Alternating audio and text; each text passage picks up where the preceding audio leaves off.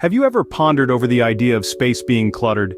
As we gaze at the stars, we tend to think of space as a vast, empty expanse, a final frontier unmarred by human touch. But what if I told you that's not entirely the case?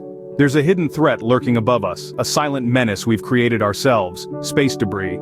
Space debris, or space junk as it's often called, is the collective term for defunct, artificially created objects in space. These are remnants of our ventures into the cosmos. Old satellites that have served their purpose, spent rocket stages discarded after launch, fragments resulting from their disintegration, and even the remnants left behind after collisions. These floating artifacts of our space exploration may seem insignificant, but they pose a considerable risk. They're not just harmless relics of our journey into the unknown, but potential projectiles hurtling at high speeds. As surprising as it may seem, space isn't as empty as you might think. One might wonder, how does this space debris come to be? The creation of cosmic junk is a tale of human ambition and oversight. It's a remnant of our ceaseless quest to explore the cosmos, a byproduct of our technological advancements and space explorations. Space debris is the result of various sources. Some are the intentional or accidental destruction of satellites. Imagine a satellite no longer in use or malfunctioning, then becoming a cloud of debris. Or consider the operation of satellites, where each launch leaves behind fragments like a cosmic breadcrumb trail. And then there are the remnants of spent rocket bodies, the husks of our vehicles to the stars, left to drift in the void. Over time, these fragments, large and small, have accumulated, forming a growing cloud of cosmic junk. Each piece of junk has its own tale of origin, contributing to the ever-growing cloud of cosmic junk. The real danger of space debris lies in its potential to create more of itself. This alarming reality is best illustrated by the Kessler syndrome, a theoretical scenario named after NASA scientist Donald J. Kessler. Imagine a domino effect, but in the vast expanse of space.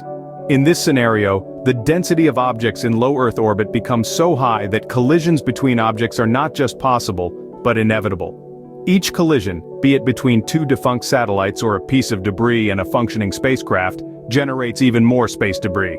These new fragments, in turn, increase the likelihood of further collisions, setting off a cascade of destruction.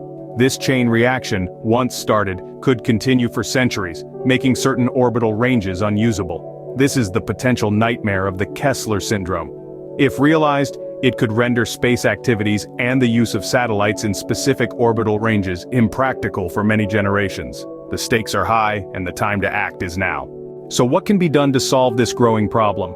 The answer lies in three key strategies. Firstly, active debris removal. This involves using advanced technologies to capture and remove defunct satellites and spent rocket stages. Think of it as a cosmic cleanup crew, sweeping away the clutter in our celestial backyard. Secondly, we have to design spacecraft with the end in mind. That means creating vessels that either burn up completely on re-entry or move themselves to a graveyard orbit when their mission is over. Lastly, international cooperation is crucial. Space is a shared resource, and it's up to every nation that launches into it to ensure they're not leaving a mess for others to deal with. That means enforcing strict regulations on debris creation and actively working together to monitor and manage the junk that's already there.